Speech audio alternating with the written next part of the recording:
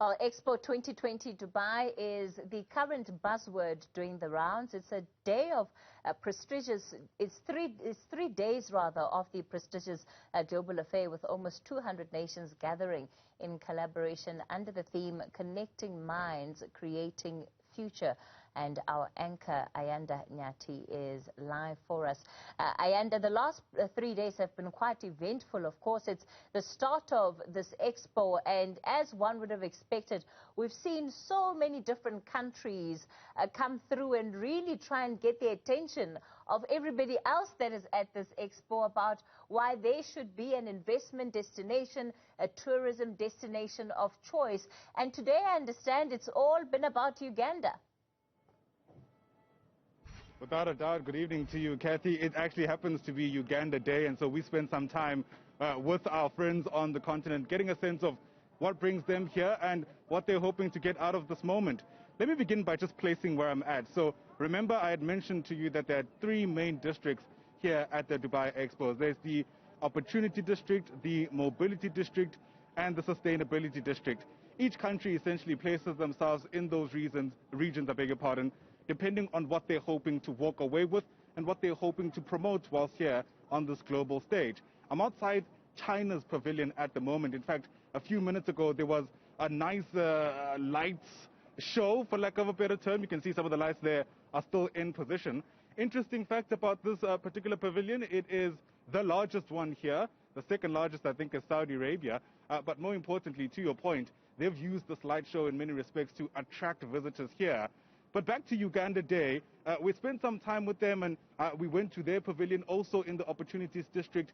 As you can expect, they're hoping to raise a lot of money through investments. In fact, they're putting that figure at about $4 billion. Interestingly, President Yoweri Museveni is actually here himself to try to drive this investment campaign in many respects. So we got an opportunity to speak to the Uganda Investment Authority. That's a governmental organization that is behind not only putting together the pavilion, but also facilitating the many conversations that hopefully, at least insofar as they're concerned, will lead to the kind of investment that they're hoping for. Outside of that, speaking about trying to grab people's attention, a team of musicians from Uganda delivered what I think was completely a show-stopping performance. In fact, one audience member couldn't even contain themselves. Take a look at this.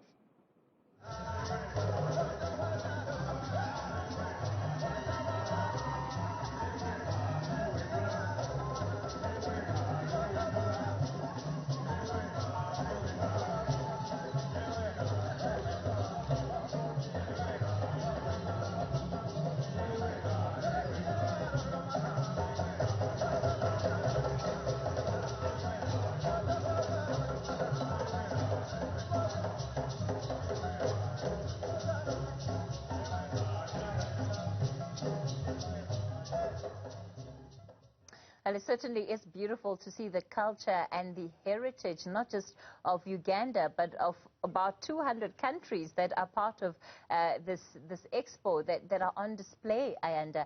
I understand that you also had an opportunity to interact with what may be something that may take you a nice jobs one day, Ayanda. Definitely, especially because of the attention that this particular, let's call it, organism, this robot, was attracting itself. I tried to interact with it, Kathy. I did a dismal job. I don't know if it's my tone. Maybe I'm not as approachable as I thought I was. But on a much more serious note, there are all kinds of innovations here at the Dubai Expo 2020, and this is just one of them. It's an interactive robot. It's got a name that's linked to being in the Opportunity District, which is where we're at. I think it's called Opio or something like that. I think you'll hear the name in just a moment. But what I found extremely interesting is that essentially they've programmed keywords in this robot such that you can kind of have a mild conversation with it. I tried to do that. I failed dismally, but when things work out, you can ask it to tell you a joke.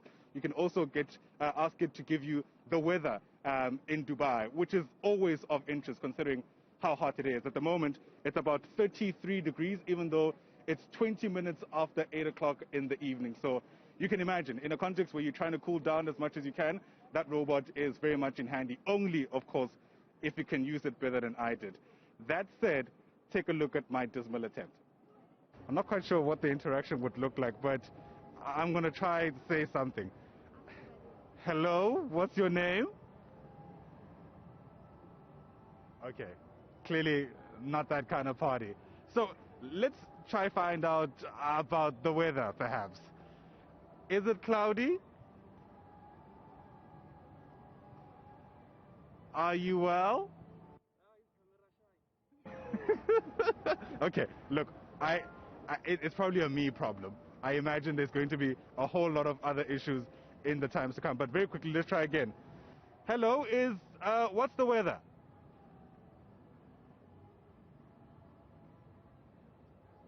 How hot is it? Okay, let's perhaps have a demonstration if you're able to help us out.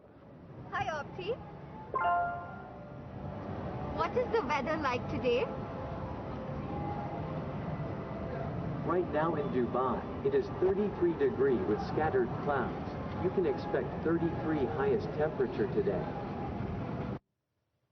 Oh, Ayanda, there is so much going on in my mind right now about why that robot may or may not have responded to you. But I'm not going to open the door of politics. But we'll just settle it by saying you're not the robot whisperer. How about that? I'll accept it, Kathy. For what it's worth, thank goodness it did say something, so I do know it's a me problem. I've got a lot of introspection to do for the rest of the evening.